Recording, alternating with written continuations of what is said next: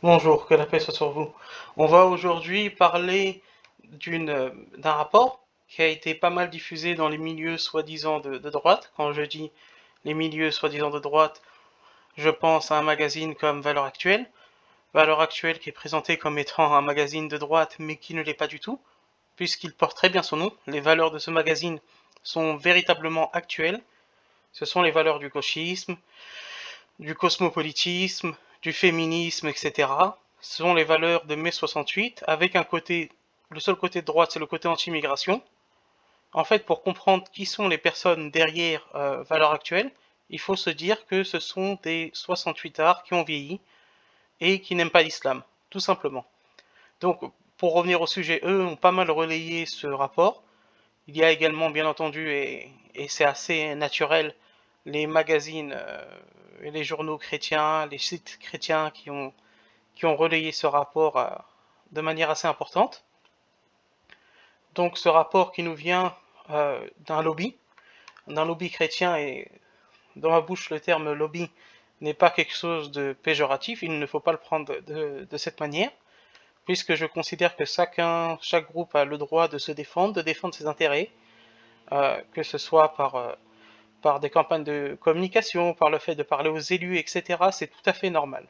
Donc, c'est l'organisation qui s'appelle European Center for Law and Justice. European Center for Law and Justice. Le Centre européen pour la loi et pour la justice, qui est une organisation donc chrétienne européenne, qui a des liens avec une organisation américaine qui est assez connue outre-Atlantique, qui est assez puissante outre-Atlantique, qui a des liens ou qui au minimum a eu des liens avec cette organisation qui s'appelle the Christian Coalition of America. Christian Coalition of America, la coalition chrétienne d'Amérique, qui est une organisation chrétienne qui défend les intérêts entre guillemets chrétiens et surtout les valeurs chrétiennes aux États-Unis. Donc moi, ça me paraît logique pour des chrétiens de défendre les valeurs chrétiennes dans un pays chrétien comme les États-Unis. Cependant, et là je ne fais pas d'accusation par association, ce que font les islamophobes d'ailleurs, mais moi je ne le fais pas, c'est ce Centre européen pour la loi et la justice a des liens avec la coalition chrétienne. Et la coalition chrétienne aux États-Unis est une organisation pro-Israël. Donc ça, je ne comprends pas. Je ne comprends pas le rapport avec le fait de défendre les valeurs chrétiennes et de défendre Israël. Donc ils ont un onglet sur leur site, le site de The Christian Coalition of America. Et ils ont un onglet qui s'appelle Stand with Israel. Ça veut dire se tenir avec Israël, soutenir Israël. Donc je ne fais pas d'accusation par association, mais c'était important pour moi. En tout cas, ça pouvait être intéressant de relever ce fait. Et l'association dont je parle, l'organisation européenne dont je parle, je ne vais pas dire qu'elle est islamophobe, mais il y a certaines choses qui m'intriguent, notamment le fait qu'il soit contre la Turquie d'Erdogan. Et moi, je le dis clairement, je suis pro-Erdogan, je suis pro-turc. Je soutiens la Turquie d'Erdogan de manière sans concession. Je le dis clairement, je ne vais pas me cacher derrière je ne vais pas me cacher derrière l'impartialité ou autre. D'ailleurs, petite parenthèse, cette association, voilà, cette organisation fait un rapport sur la persécution des chrétiens ex-musulmans en France, mais je n'ai pas vu d'article de sa part pour saluer le fait que la Turquie euh, accueille des réfugiés chrétiens, des Iraniens convertis au christianisme. Que la Turquie les accueille parce que la Turquie protège la liberté d'expression, la liberté de religion. Et donc beaucoup d'Iraniens convertis au christianisme trouvent refuge en Turquie. Ça ne veut pas dire que la Turquie est d'accord avec leur choix religieux, mais tout simplement qu'elle protège leur liberté de croire ou de ne pas croire, etc. Donc ça, bon, ce n'est pas relevé par l'organisation European Center for Law and Justice. Ce n'est pas relevé par eux et c'est assez dommage. Ce qu'il faut savoir sur ce sujet, sur cette thématique, une thématique que je connais assez bien. Donc le rapport s'intitule La persécution, et je mets entre guillemets à titre personnel, et j'expliquerai pourquoi si tu le veux, le terme persécution, la persécution des chrétiens ex-musulmans en France. Je connais assez bien le sujet des musulmans convertis au christianisme. C'est un sujet que j'étudie depuis plusieurs années, depuis 2 ans de manière vraiment sérieuse. Donc j'ai lu pas mal de livres, euh, beaucoup de livres franchement. Euh, pour en citer quelques-uns, Le prix à payer de Joseph Fadel, également Ils ont choisi le Christ, Ces convertis de l'islam dont on n'entend pas parler, de Jean-François Chemin, le livre de Fatih Koues, Convertir le monde arabe, l'offensive évangélique, qui est très intéressant, qui ne parle pas de la France particulièrement, mais qui est très intéressant et qui permet de comprendre ce phénomène. À savoir que Fatih Koues est une universitaire du CNRS. Donc c'est une thèse qui est très intéressante et sur laquelle je vais peut-être me baser en partie pour parler de ce sujet, mais bon, bien que ça concerne la France. Mais en tout cas, une thèse très intéressante pour comprendre ce sujet. Et des centaines d'heures et de vidéos et d'audios de témoignages de convertis au christianisme, issus de l'islam au christianisme. Donc je commence vraiment à connaître assez bien le sujet, et certains vont se demander pourquoi un musulman s'intéresserait à ce sujet. À la limite, s'intéresser aux ex-musulmans, ça peut paraître logique, de manière générale, puisque ce sont des personnes qui quittent l'islam et on a comme vocation, en tant que musulman, en tout cas en partie, de les aider à revenir vers la vérité, en tout cas de leur tendre une main fraternelle. Et donc on peut se poser la question, pourquoi s'attarder sur ceux qui se convertissent au christianisme, qui représentent une fraction des ex-musulmans, que ce soit en France ou dans le monde entier? C'est une question légitime qu'on pourrait se poser concernant ma démarche.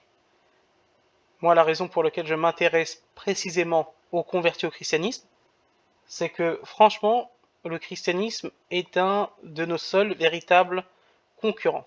Et désolé d'utiliser ce terme, concurrent, vous pouvez dire compétiteur, etc. Mais d'un point de vue religieux, les gens, lorsqu'ils sont à la recherche de vérité, d'une vérité tangible et non pas d'un développement personnel spiritualisé, ils vont se tourner soit vers le judaïsme, vers la branche du noahisme, donc le fait de respecter les lois de Noé, etc., sans se convertir au judaïsme ou en se convertissant au judaïsme, soit se tourner vers l'islam, soit se tourner vers le christianisme. En règle générale, ça se passe comme ça. Et donc, le christianisme reste et restera toujours un de nos plus grands concurrents dans le monde.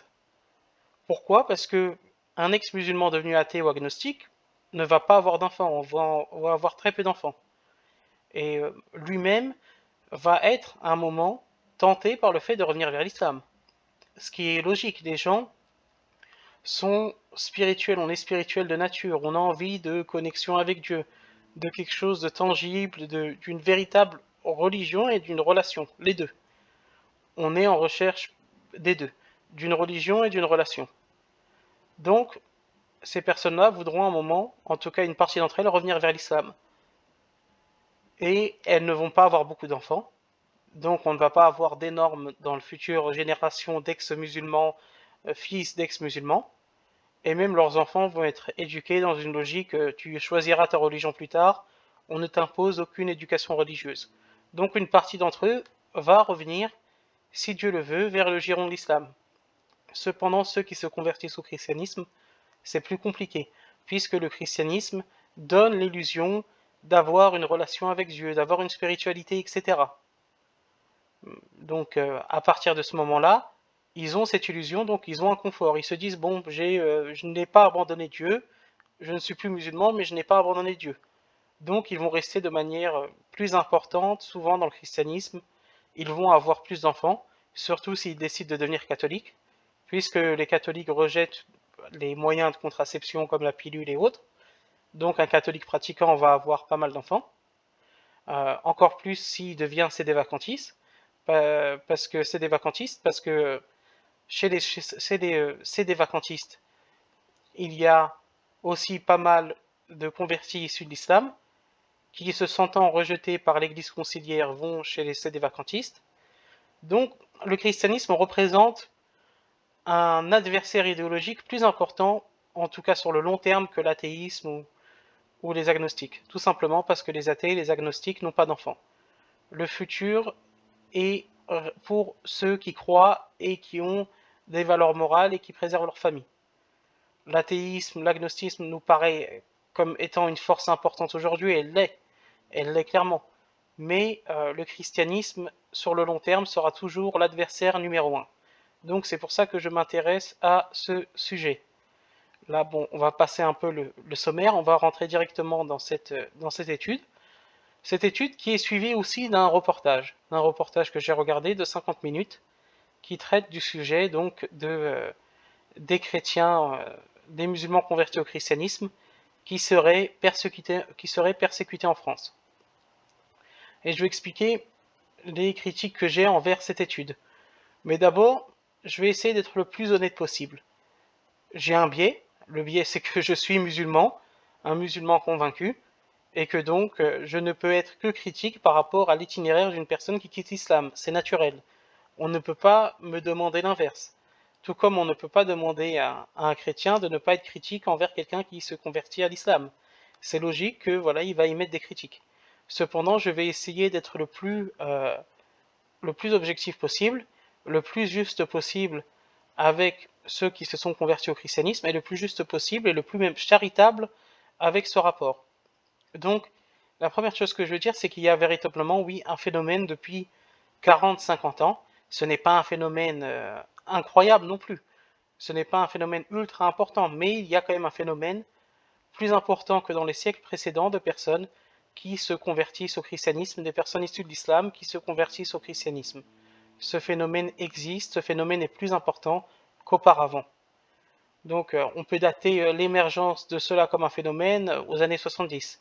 On le voit dans le livre de Fatih Akouès, il y a eu des réunions d'évangéliques, de missionnaires, parfois de toutes dénominations, qui sont venus à la conclusion que l'évangélisation aux musulmans a été un échec. Et que donc, puisque ça a été un échec, il fallait revoir les méthodes. Et l'un des problèmes qu'ils ont repéré, c'est que les musulmans confondaient souvent Occident et christianisme. Et donc, ils avaient comme idée préconçue que la conversion au christianisme, c'est inclut le fait de renier son identité arabe. Donc, ils ont tout fait pour arabiser, orientaliser le christianisme d'une certaine manière, et le présenter de cette manière, encourager les convertis à garder leur nom arabe, même s'ils choisissent un deuxième nom de baptême comme Paul, Pierre ou autre, mais les encourager à garder leur culture arabe. Et d'une certaine manière, ça a porté ses fruits. Dans le monde entier, en France pas énormément, mais dans des pays comme l'Iran, oui, il y a des phénomènes. Après, est-ce que ce sont des phénomènes éclatants? Est-ce que ce sont des phénomènes incroyables qu'on peut mettre au même niveau d'un point de vue numérique que les conversions à l'islam, que les conversions par exemple de chrétiens à l'islam ou autres? Non. Ce sont des phénomènes malgré tout mineurs, ce sont des phénomènes mineurs. Donc voilà, on va commencer à regarder les chiffres. D'abord, bon, il y a la méthodologie, on va passer cette partie pour aller directement aux chiffres. Et je dois être honnête, contrairement à certains groupes chrétiens, à certaines chaînes chrétiennes qui vont grossir les chiffres de ceux qui se convertissent au christianisme et nous donner des chiffres délirants, parce que oui, j'ai lu des chiffres délirants, des extrapolations, par exemple des personnes qui nous expliquent que dans les faits, des musulmans, des chrétiens cachés dans le monde musulman qui se seraient convertis en cachette représenteraient plus de 100 millions de personnes. Donc j'ai entendu ça, 100 millions voire 200 millions de personnes qui se seraient converties au christianisme dans le monde musulman, mais tout simplement elles seraient cachées. C'est des chiffres délirants. Là, cet organisme nous donne des chiffres qui sont raisonnables, qui sont plausibles, voire qui ont l'air d'être assez bas. Moi, je voyais quelque chose de plus important, mais qui sont plausibles. C'est pas une fourchette, c'est un râteau d'une certaine manière, mais ça a le mérite d'être honnête. Donc, entre 4000 et 30 000 personnes converties au christianisme issues de milieux musulmans en France. Donc voilà le chiffre qu'il nous donne. Pour avoir une estimation, il se base sur le fait que environ 300 musulmans reçoivent le baptême chaque année dans l'église catholique. Donc il faut savoir que c'est environ, en règle générale, ça représente 10% des baptêmes dans l'église catholique. un chiffre qui croît environ de 1%, il me semble, chaque année, qui croît de manière un peu progressive. C'est pas fulgurant, mais il y a une augmentation de musulmans recevant le baptême catholique. Il y a une augmentation de ce nombre. Il faut être, il faut être honnête, mais voilà, ce n'est pas non plus fulgurant. Le seul souci avec leurs chiffres, c'est qu'ils estiment que, vu le dynamisme des protestants, ce chiffre serait le double chez les protestants. Bon, c'est un peu compliqué, c'est une extrapolation, après on ne peut pas leur en vouloir de faire cette extrapolation, c'est plausible. Peut-être un peu compliqué, mais plausible d'une certaine manière. Il faut savoir qu'on a des chiffres précis pour les catholiques, puisque les catholiques gardent des chiffres précis des, des baptêmes, etc. Il faut savoir que le chiffre est un peu sous-évalué parce que le catéchuménat chez les catholiques, c'est environ 2 ans. Donc pour quelqu'un qui se convertit de l'islam au catholicisme, et qu'il y a des gens qui décident d'abandonner entre-temps, et donc qui deviennent chrétiens, entre guillemets, sans se rattacher à une église, ou qui abandonnent tout en restant chrétiens dans leur cœur. Bon, il y a plein de... ou qui abandonnent tout le christianisme pour revenir vers l'islam. Il y a aussi ce genre de cas. Donc, voilà. C'est un chiffre un peu moyen. Au niveau des chiffres, je n'ai pas grand-chose à dire. Ils ont été honnêtes. Cependant, il faut comprendre quelque chose. Le chiffre bas, on va prendre le chiffre le plus bas ici, 4000. 4000, ça correspond, selon les renseignements généraux, aux conversions à l'islam en 1 an. Donc, voilà, on voit que ce n'est pas un phénomène qui est comparable aux conversions à l'islam. Ceux qui quittent l'islam pour le christianisme, ce n'est pas comparable en quantité, de manière numérique, à ceux qui deviennent musulmans. On ne peut pas comparer les deux, il y a un facteur de 10 au minimum. Donc, mais ce n'est pas une guerre des chiffres. Et d'ailleurs, ils ne rentrent pas dans une guerre des chiffres à ce niveau-là, ce qui est un point appréciable. Mais voilà, il va y avoir des parties où je vais avoir vraiment qui vont me poser problème en termes de méthodologie par rapport à ce rapport. Donc il donne un chiffre de l'Institut Montaigne, environ 15% des personnes nées au moins d'un parent musulman se définissent par la suite comme non musulmanes. C'est 15% en France, c'est 25% aux États-Unis. Donc c'est pas un chiffre qui me choque outre mesure. Voilà, la plupart d'entre eux finissent athées, agnostiques, très peu d'entre eux finissent chrétiens. Donc voilà. Là, la partie par rapport aux persécutions, entre guillemets, commence. Selon tous nos témoins, il y a beaucoup de chrétiens issus de l'islam qui se cachent ou restent invisibles. Ils sont soit d'une discrétion absolue dans leur pratique religieuse publique, soit ils ne deviennent jamais paroissiens ou membres d'une église. Ça, c'est tout à fait plausible. Tout comme il y a des personnes qui viennent à l'islam qui ne se déclarent pas et qui sont musulmans depuis un certain nombre d'années, qui ne se déclarent pas ou qui sont discrètes. Sauf que dans le cas de l'islam, c'est plus compliqué d'être discret puisque l'islam nous demande des pratiques comme les 5 prières rituelles par jour, comme le ramadan, etc., qui sont plus difficiles à cacher. Mais croyez-moi, en tant que dirigeant associatif et connaissant d'autres dirigeants associatifs, voilà, connaissant le monde des convertis à l'islam, ce problème, cette difficulté existe également chez nous. Ce n'est pas pour opposer les deux, mais pour relativiser la chose également.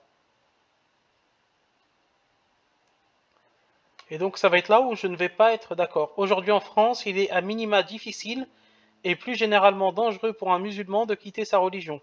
Une écrasante majorité de personnes quittant l'islam pour le christianisme, pour rejoindre le christianisme, subit une persécution familiale et communautaire dont l'intensité varie du mépris à la violence. Et c'est là en fait où je vais avoir le plus gros problème avec cette étude. C'est que on passe directement, il y a une gradation, ils expliquent la gradation, mais ils considèrent que le mépris est une forme de persécution. La difficulté avec ça, c'est que on a le droit d'avoir un sentiment, je dirais pas de mépris envers la personne, ça je ne l'encourage pas, mais de non-compréhension, voire d'agacement par rapport à son choix, de ne pas être d'accord avec son choix. Et le problème, c'est que cela, ça rentre assez facilement dans la catégorie de mépris. Ce que je reproche aussi à cette étude, c'est de ne pas être assez chiffré.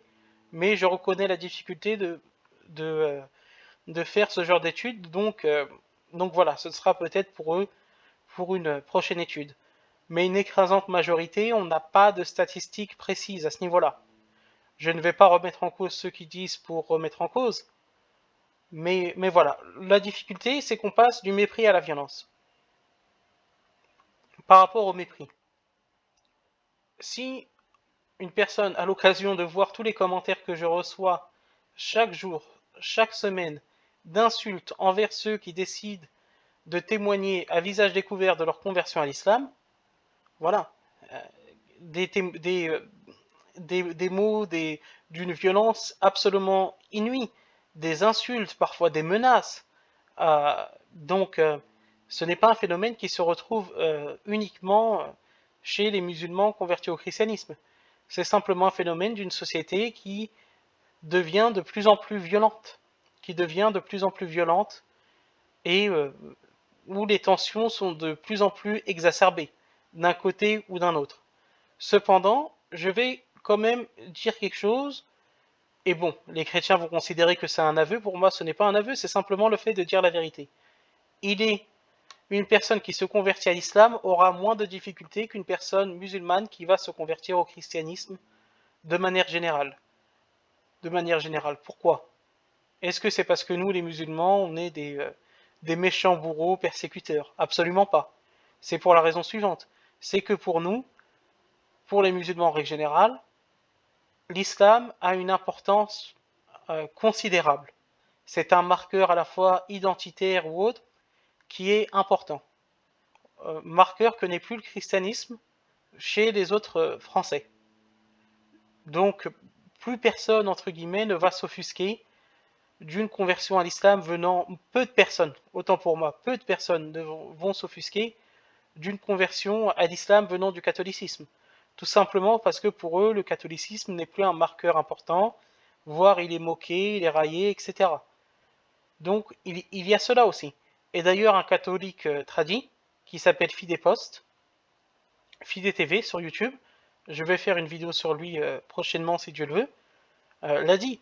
Il y a un siècle, lorsque la France était véritablement catholique, à cette époque, quitter le catholicisme, ça impliquait aussi ce genre de conséquences, c'est-à-dire une désapprobation ferme de la part de la famille. Sauf que pour lui, cette désapprobation est légitime, puisque la religion catholique est la vérité. Et que, voilà, selon l'adage de l'Église catholique avant Vatican II, l'erreur n'a pas de droit. Donc, mais auparavant, il y a un siècle, lorsque le catholicisme était quelque chose d'important en France, quelqu'un qui quittait le catholicisme dans une famille catholique allait subir aussi ce qu'on appelle du mépris. C'est tout simplement lorsqu'une chose est importante pour une société, il y a certains éléments idiots de cette société qui vont faire preuve parfois de violence verbale, voire de violence physique. Ce que je condamne absolument puisque ce sont des idiots. Mais c'est proportionnel à l'importance que donne la société à ce sujet. Je vous donne un exemple actuel. Notre société ne donne plus d'importance, en tout cas une importance aussi grande au christianisme, mais elle donne une importance absolument incroyable à des sujets comme le féminisme.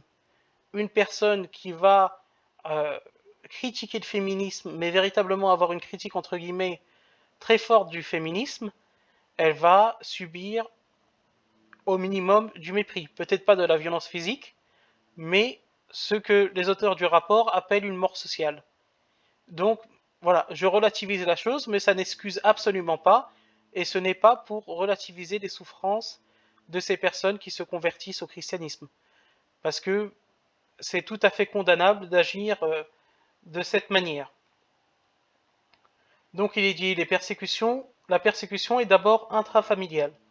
Parents, époux, frères, sœurs, cousins, elle est ensuite communautaire.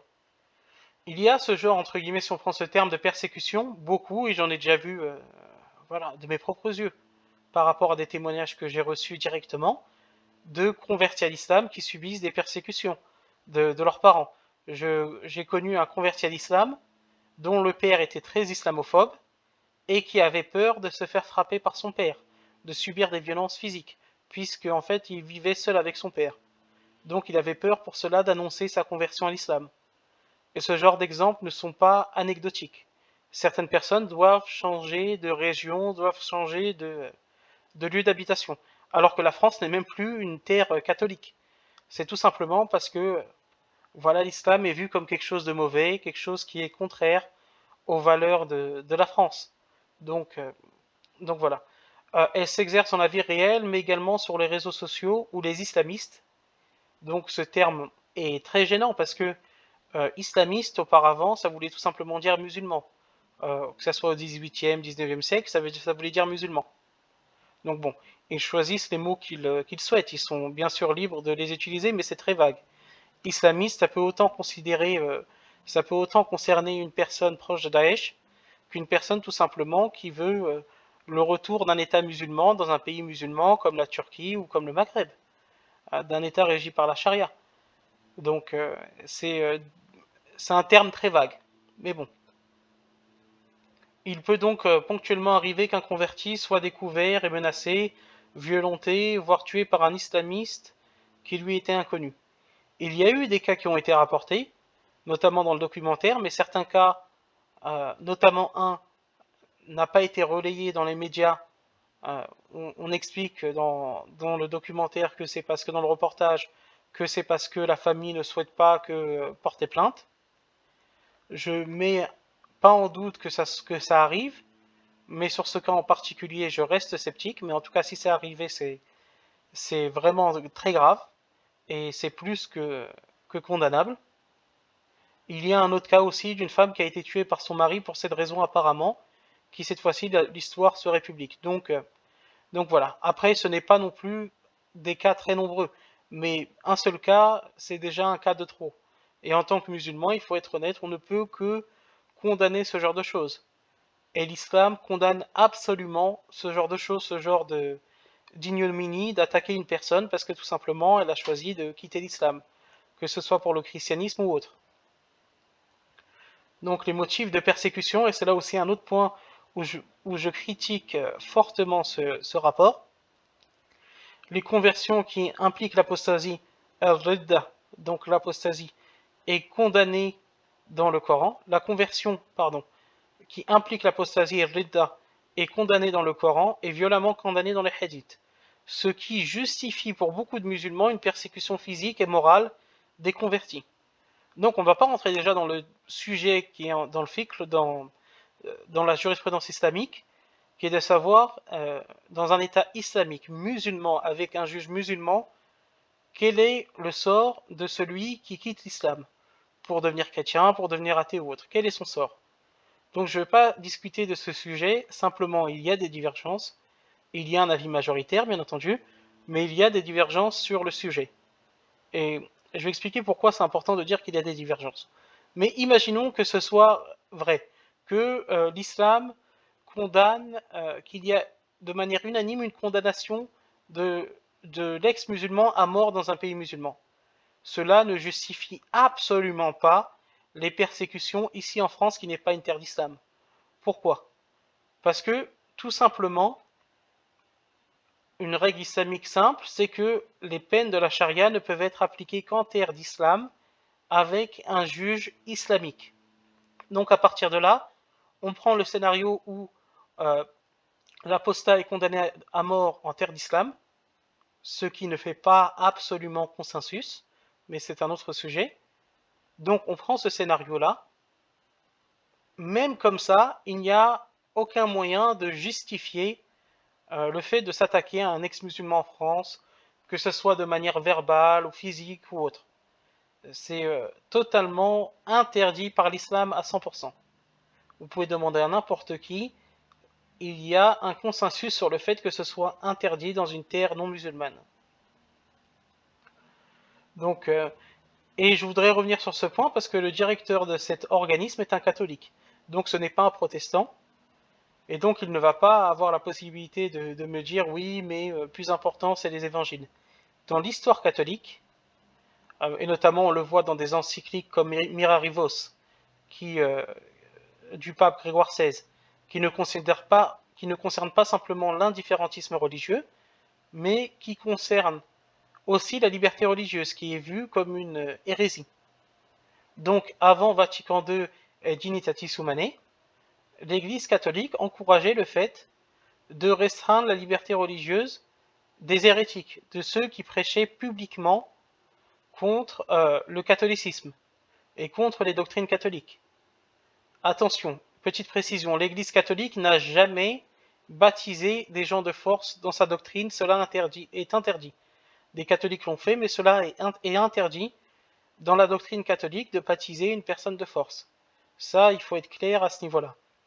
Cependant, ce que l'Église catholique interdisait et condamnait, et elle donnait cette condamnation au pouvoir civil, c'est de prêcher une autre religion publiquement que le catholicisme. Donc c'est un peu comme le cas de l'apostat en terre d'islam dans la jurisprudence traditionnelle, classique. Ce n'est pas le fait de quitter l'islam en soi, mais de l'afficher et de le dire publiquement et de faire la promotion de la mécréance, de l'apostasie, etc. Dans le catholicisme, c'est la même chose. On le voit dans les écrits de Thomas d'Aquin et auparavant dans les écrits de saint Augustin, qui lui disait par exemple que, en se basant sur Luc 14, sur la parabole des noces, en se basant sur le terme contraint-les à y entrer, que l'Église doit contraindre pour leur bien les gens, les hérétiques, à entrer en son sein. Donc, à ce niveau-là, quand on critique l'islam à ce niveau-là, il faut être capable de justifier cela en cohérence avec la théologie catholique, avec le magistère de l'Église catholique avant Vatican II. Encore une autre chose, les chrétiens vont me dire, les catholiques vont me dire, aujourd'hui il y a Vatican II, Dignitatis Humanae, qui garantit la liberté religieuse de manière absolue. Sauf que ce n'est pas de manière absolue, mais que c'est par rapport au bien commun. Et si un catholique trouve que je me trompe, il peut me corriger à ce niveau-là, si je me trompe. Mais si l'Église catholique est revenue sur notamment Mirarivos et tout simplement la politique de l'Église catholique pendant des siècles, c'est par rapport au bien commun, car elle considère que le fait de donner la liberté religieuse est meilleur pour la paix de la société par rapport au bien commun. Mais ce n'est pas d'un point de vue purement moral. Parce que si ça avait été d'un point de vue purement moral, comment l'Église aurait pu se tromper, l'Église catholique, sur ce sujet pendant aussi longtemps? Et faites attention, je ne parle pas de l'Inquisition, parce que certains catholiques assez malins vont me dire, ah, regardez, il fait référence à l'Inquisition, ce n'est pas l'image qu'on donne à l'école ou dans les médias. Et cela est vrai. On a exagéré l'ampleur de l'Inquisition, notamment en Espagne ou autre. L'Inquisition aurait tué, en tout cas selon le chiffre que j'ai, sur plusieurs siècles, 3000 personnes. C'est 3000 personnes de trop, mais ce n'est pas non plus une hécatombe par rapport à l'histoire. Cependant, en dehors de l'Inquisition, la politique de l'Église catholique a toujours été d'encourager les États à restreindre la liberté religieuse et à condamner l'hérésie et à condamner les hérétiques après leur avoir laissé l'option de se repentir de leurs péchés. Ça, c'est les catholiques peuvent voir ce genre de choses dans Mirarivos et également dans les écrits de saint Thomas d'Aquin. Un point intéressant ici, tous les témoins s'accordent à constater que l'aspect communautaire dans la religion musulmane est fondamental. Et notamment, normalement, ça doit être aussi fondamental dans le christianisme, dans le catholicisme. Si on voit Actes des Apôtres à partir du verset 4, ça nous parle de la communauté chrétienne, qui partageait tout en commun, qui agissait comme une véritable communauté.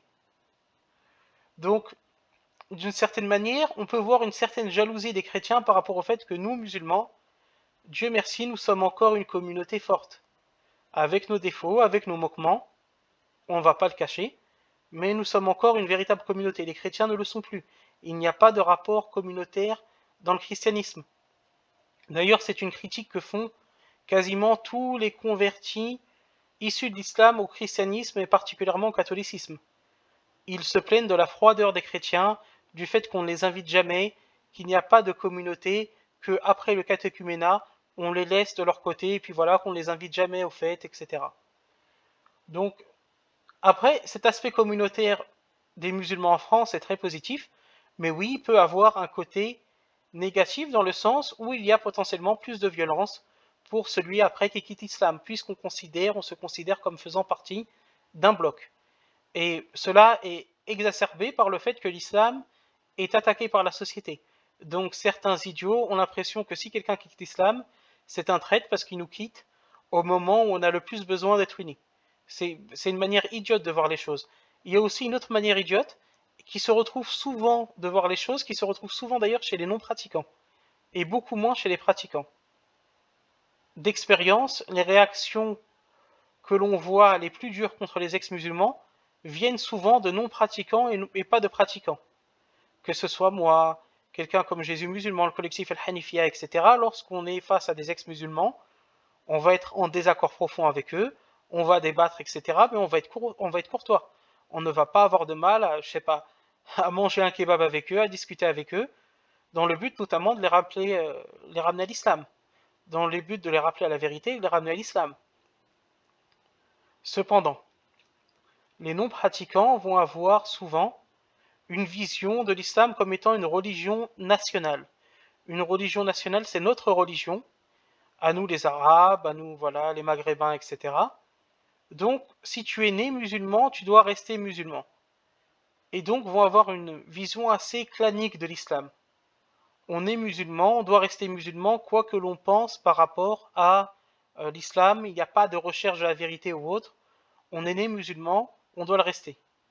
Et par ailleurs, ces mêmes personnes vont être contre, par exemple, ce qu'elles vont appeler du prosélytisme chez, par exemple, Miséricorde pour l'humanité, chez nous. Ces mêmes personnes vont se dire, les chrétiens sont chrétiens, il faut les laisser être chrétiens. Il ne faut pas forcément les appeler à l'islam. Ils sont chrétiens, c'est leur religion. Grosso modo, le christianisme, c'est la religion des Blancs, l'islam, c'est la religion des Arabes. Chacun c'est soi, et les moutons seront bien gardés. Donc, il y a cette vision-là qui implique une violence plus grande de la part de certains individus idiots quand une personne quitte l'islam. Et ça, c'est condamnable et c'est à condamner.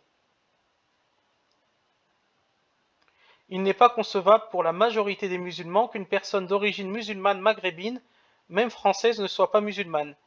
Il y a une identification faite entre culture arabe et islam. Et ça, c'est vrai, je ne vais pas contredire le rapport à ce niveau-là. C'est une vérité. Il y a une identification qui est faite entre entre islam et culture arabe. Identification qui est en grande partie fausse, puisqu'il y a des arabes chrétiens, etc. Mais voilà, c'est une vision assez tribaliste de la religion. Assez clanique, c'est voilà, on a notre religion nationale, tu restes dedans. Cette vision va se retrouver notamment aussi dans d'autres groupes qui ne sont pas musulmans. Je vous donne un exemple.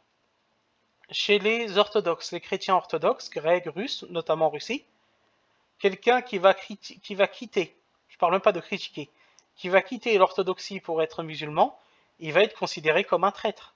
Un traître pas d'abord à la religion, à l'orthodoxie, mais à la Sainte Mère Russie, comme ils disent, à la Mère Russie, à la Mère Patrie, puisque eux voient l'orthodoxie, la majorité d'entre eux, une partie d'entre eux, comme étant une base de leur identité culturelle.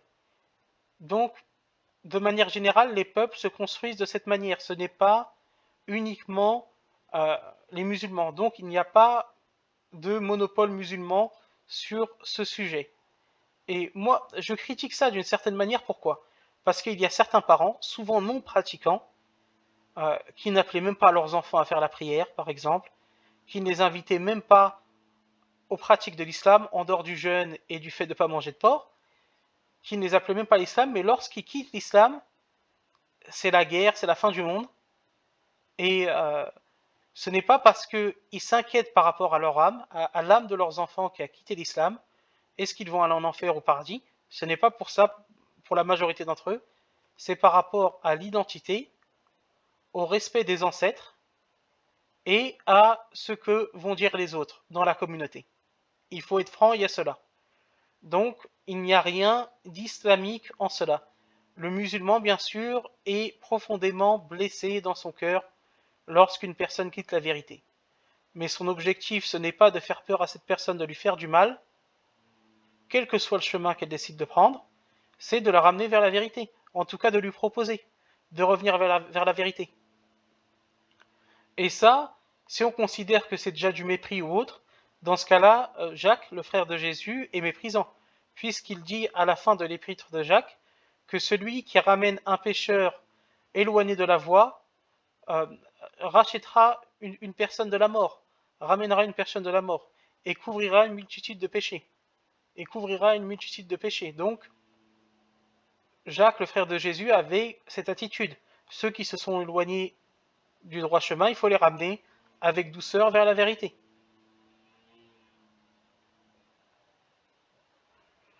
Donc il explique que voilà, certains parents disent, et c'est ce que je disais, plusieurs parents ont conseillé à leurs enfants convertis de rester officiellement musulmans et de croire à la religion chrétienne secrètement.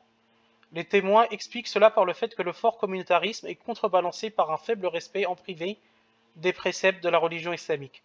Bon, faible respect des préceptes de la religion islamique, c'est un peu exagéré.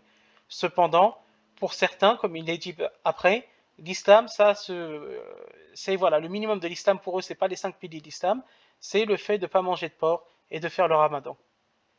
Et c'est vrai en partie. Donc c'est une vision communautaire, c'est une vision tribale, mais ce n'est pas une vision islamique de la question et ce n'est pas une manière islamique de régler la chose. On règle la chose tout simplement en proposant à la personne de revenir vers l'islam. Elle ne souhaite pas, elle fait sa vie. Et on la respecte. Et le souci, c'est encore avec cette gradation. Mépris. Mépris n'a rien à voir avec agression verbale. Je peux tout simplement avoir du mépris par rapport à l'itinéraire d'une personne, dans le sens où je ne suis pas d'accord et je ne comprends pas pourquoi elle a fait ce choix. Et si on considère le mépris comme une forme de persécution, alors nous, musulmans, nous sommes persécutés tous les jours. Et les convertis à l'islam d'autant plus. Ce n'est pas une persécution, c'est un avis. Agression verbale, c'est autre chose. Mais si on considère mépris comme une persécution, alors Jacques, le frère de Jésus, une fois encore, est un persécuteur, puisqu'il considère que voilà, il faut ramener les pécheurs vers la bonne voie. Et certaines personnes, notamment des non-croyants, vont considérer cela comme un mépris. Mais ça n'en est pas. Tout le reste, bien sûr, agression, etc., c'est plus que condamnable. Rejet du converti par sa famille, ce n'est pas une persécution. Les gens ont le droit, par exemple, je sais pas, euh, moi, à titre personnel, si j'avais eu un enfant et que cet enfant avait quitté l'islam pour devenir chrétien ou même athée ou autre, et que voilà, il est majeur et vacciné, je pense que je ne souhaiterais pas avoir de relation avec lui, de continuer à entretenir des liens avec lui. Je lui dirais, mon fils, tu as choisi, après bien sûr avoir parlé avec lui pendant plusieurs mois et autres, mais je dirais, tu as choisi ta voie, Dieu t'a créé libre, il y a un paradis et un enfer, j'y crois sincèrement, pour moi l'islam est la priorité dans ma vie, si tu as besoin de quoi que ce soit, d'argent ou autre, je ferai tout pour que tu ne sois jamais à la rue, pour que tu ne manques de rien. Et je te protégerai contre ceux qui voudront t'attaquer ou te faire du mal. Mais me concernant, je ne souhaite plus avoir de rapport père-fils avec toi, de relation. Voilà, je te protégerai, que ce soit financièrement ou autre, dans la mesure de mes capacités, mais je ne souhaite pas continuer nos relations. C'est comme ça que j'agirai à titre personnel. Certains vont peut-être trouver ça trop dur ou autre, mais c'est un choix, ce n'est pas une persécution. Ce n'est pas une persécution. Ici, ce n'est absolument pas une persécution. On a le droit de parler avec qui on souhaite. Expulsion du domicile familial ou fuite, ça dépend la manière dont se passe l'expulsion ou la raison de la fuite. Et je sais que des convertis à l'islam ont déjà fui leur famille par peur, et ça je compatis avec ceux qui sont convertis au christianisme et qui ont vécu ce genre de choses. Je ne peux que compatir à cela, mais rejet du converti par sa famille et expulsion du domicile, lorsque la personne a plus de 18 ans et que les parents ne sont plus dans l'obligation de l'accueillir, ce n'est pas une persécution de lui demander voilà mon fils, on n'est plus d'accord, est-ce que tu peux partir? Bien sûr, quand je dis expulsion, ce n'est pas de le virer violemment ou quoi que ce soit, mais de lui demander simplement de partir, parce que dans cette maison, l'islam est ce qu'il y a de plus important. et que voilà, ça va causer des problèmes ou autre, donc je te demande de partir. Je ne vois pas où est le problème d'un point de vue légal ou moral, on a le droit de... Voilà.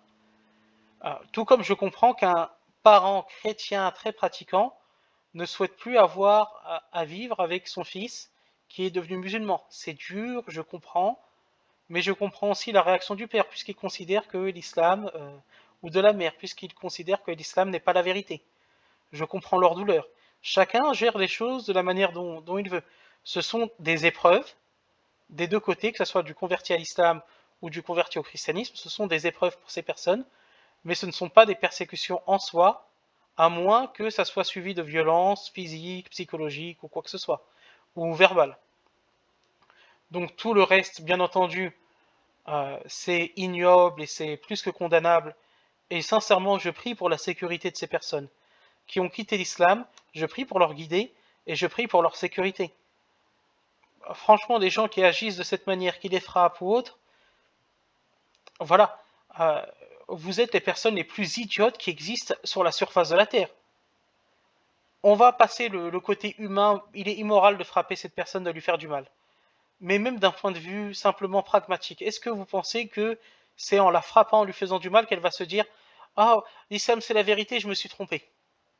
Ça va au contraire la confirmer dans ses idées, la confirmer dans ses raisons pour lesquelles elle a quitté l'islam. Donc bon, il y a le reste du rapport, et notamment une jeune femme qui explique, enfin une femme qui explique, 28 ans après, je n'ai toujours aucun contact avec ma famille, même si de l'eau a coulé sous les ponts, chez les musulmans, on ne quitte pas le cercle. Oui, comme beaucoup de convertis à l'islam n'ont aucun contact avec leur famille. Est-ce que cela est une persécution? Je ne considère pas que c'est une persécution. Si le rapport s'était nommé, si le nom du rapport ça avait été les épreuves des ex-musulmans chrétiens en France, ça aurait eu sa place. Mais là, pour moi, ce n'est pas une persécution. Et si des personnes sont en désaccord en commentaire, qu'elles n'hésitent pas à le dire. Mais je ne considère pas que ce soit une persécution. Là, par contre, c'est bien plus violent. Là, c'est des attaques au couteau, ce genre de choses. Et là, il faut contacter la police. Et un musulman qui est témoin de ce genre de choses doit protéger cet ex-musulman. Je le dis, je redis, quelqu'un, un frère ou une sœur qui voit ce genre de choses dans sa famille doit le protéger. Doit appeler la police, doit tout faire pour que ce genre d'attaque ne se produise pas. Parce que c'est une honte pour notre communauté. Après, ce que je reproche à ce rapport, encore une fois, c'est de ne pas être totalement sourcé et surtout chiffré. Parce que j'aurais pu également écrire ce rapport par rapport au cas que j'ai de personnes qui sont persécutées par rapport à leur foi islamique. Notamment qui sont persécutées par des familles musulmanes. On a ça aussi. Comme des femmes qui décident de porter le voile dans des familles musulmanes laïcardes et qui se font frapper par leur père, qui se font insulter, qui se font moquer. J'en ai énormément. Et donc on aurait pu écrire un rapport aussi dans ce sens. Après, quelle est la valeur du rapport lorsque ce n'est pas chiffré, sourcé? C'est différent. Ce n'est pas que je ne crois pas ces personnes, mais il faut voir aussi en termes de nombre. Parce que des atrocités, ce genre d'ignominie, existent de chaque côté. Ça peut être un chrétien qui se convertit au judaïsme, qui peut subir ce genre de choses. Et demain, on pourrait avoir Torah Box qui fait un rapport sur le sujet. Donc je pense qu'il faut être bien plus précis. Parce que ce rapport peut donner l'impression d'être sensationnaliste. Donc je passe certaines parties. Et là, bon, je vais arrêter sur le rapport parce que ça, c'est les solutions que veulent offrir les chrétiens, Forum Jésus le Messie, la mission Esmérie, etc. Donc le fait de reloger ces personnes converties au christianisme, etc. Le fait même de les exfiltrer. Je trouve le terme un peu fort, mais je ne doute pas que dans certains cas, ça soit nécessaire pour la sécurité de la personne. Tout comme moi, par exemple, mon but est en partie de convertir des gens d'extrême droite à l'islam. Je suis persuadé que d'ici 5 ans ou 10 ans, je serai obligé, je ne l'espère pas, mais je serai obligé d'exfiltrer une de ces personnes pour sa propre sécurité. Car lorsqu'on est dans des groupes d'extrême droite et qu'on se convertit à l'islam, on a aussi besoin d'être exfiltré. Et pas précisément dans ce rapport ailleurs, il y a aussi une chose qui est dite très souvent, qui revient, c'est la persécution entre guillemets par les prêtres eux-mêmes, qui refusent le catéchuménat à ces personnes ou qui les découragent à recevoir le baptême. surtout chez les catholiques, moins chez les protestants où le baptême se fait plus rapidement et où on les accepte assez facilement. Donc, il y a cette problématique pour ces gens-là. Et certains vont dire que c'est encore une fois à cause des musulmans, parce que les musulmans feraient pression sur l'Église catholique, sur les prêtres, notamment par le biais du dialogue interreligieux, afin qu'ils refusent le baptême à des musulmans convertis au christianisme. Je pense, en fait, voilà la manière dont j'explique, qu'il y a un statu quo entre les anciens, et je ne vais pas critiquer tous les anciens dans notre communauté, nos anciens, nos parents, nos grands-parents qui gèrent les mosquées, et qui ont une vision suivante. Pour eux, on est musulman, on doit rester musulman, le chrétien n'est pas obligé de se convertir à l'islam, pour beaucoup d'entre eux. Beaucoup de dirigeants de mosquées, notamment les gens de la mosquée de Paris ou autres, vont avoir ce genre, et des mosquées un peu laïcardes, gérées par des anciens, vont avoir cette vision. Une vision, une sorte de statu quo religieux. Une sorte d'accord tacite avec les catholiques notamment. On ne fait pas d'efforts particuliers pour convertir vos ouailles, pour convertir les catholiques, et de l'autre côté, vous n'en faites pas pour convertir les musulmans. Donc, chez nos anciens, il y a une vision assez syncrétique et relativiste. Le christianisme, c'est pour eux, l'islam, c'est pour nous. Si bien sûr quelqu'un se convertit à l'islam, on l'accueille avec grand plaisir, mais on ne va pas faire ce qu'on appelle, entre guillemets, du prosélytisme. C'est pour ça que beaucoup de dirigeants de mosquées, par exemple, n'aiment pas, notamment en mosquée de Paris, etc., ne vont pas apprécier les activités de l'association Miséricorde pour l'Humanité, les activités qu'on fait, puisque pour eux, ce sera vu comme du prosélytisme. Donc, pour moi, ça vient de là, ça vient d'une génération qui partage les mêmes idées, le fait que les musulmans doivent rester musulmans et les catholiques doivent rester catholiques, et qu'il ne doit pas avoir de prosélytisme. Nous, les jeunes des deux côtés, musulmans et chrétiens, on a une vision différente. On a une vision plus, entre guillemets, publique de notre foi. Et on veut partager notre foi. Nous, les musulmans, on veut partager notre foi avec nos amis catholiques et chrétiens, et les jeunes chrétiens veulent en faire de même. Donc voilà. Et ce que je dis se confirme. Pourquoi? Parce que beaucoup de personnes disent que la situation, malgré tout, s'améliore pour les musulmans demandant le baptême. Puisqu'il y a une nouvelle génération de prêtres, plus jeunes, qui, eux, voilà, sont moins relativistes et acceptent de donner le catéchuménat et le baptême à ces convertis. Et nous, les jeunes musulmans, on a plus de facilité à aller vers les autres et à leur parler d'islam et à les appeler à l'islam. Donc voilà, on ne peut pas expliquer cette réticence des prêtres catholiques à baptiser les ex-musulmans convertis au christianisme. On ne peut pas expliquer, selon moi, cette réticence par le fait que les musulmans mettraient la pression sur les catholiques par le biais de l'interreligieux. Ce n'est absolument pas le cas, c'est tout simplement un statu quo avec lequel je suis en désaccord, car pour moi la recherche de la vérité passe avant tout. Si le christianisme avait été la vérité, par exemple, je serais devenu chrétien. Donc, il est normal de vouloir rechercher la vérité. Et je suis contre ce statu quo qui est de dire, nous on reste musulmans, vous ne nous parlez pas du christianisme, et inversement. Pour moi, la vérité, je suis pour la liberté religieuse, la vérité doit être défendue. Et si un chrétien veut m'évangéliser, je le comprends tout à fait, c'est tout à fait logique dans sa foi, mais qu'il s'attende à ce que j'essaie de l'islamiser. Donc voilà. Donc cette problématique qu'ils ont est bien plus liée au relativisme et au statu quo entre les anciens de notre communauté et entre les anciens de leur communauté que par une pression de la part des musulmans sur les prélats catholiques. Donc voilà, c'est la fin de la vidéo qui est assez longue.